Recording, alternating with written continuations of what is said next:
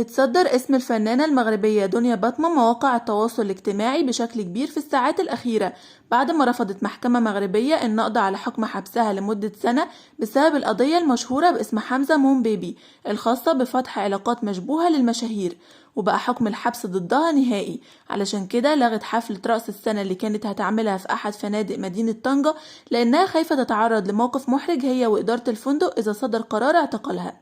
تعالوا نعرف الموضوع من الأول.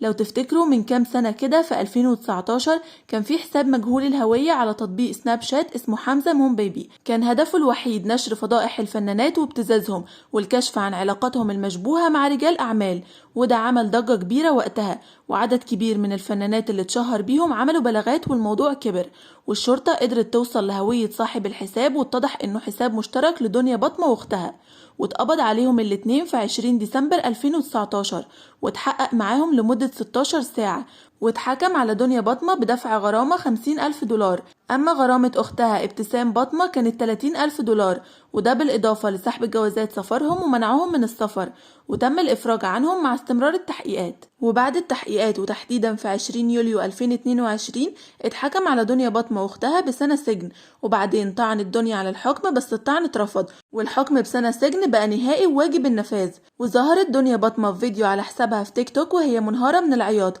وقالت الأيام كفيلة تكشف كل حاجة وإنها بتتعرض لمؤامرة كبيرة ولكن ربنا عارف كل حاجة وهي واثقة إن ربنا هيقف جنبها.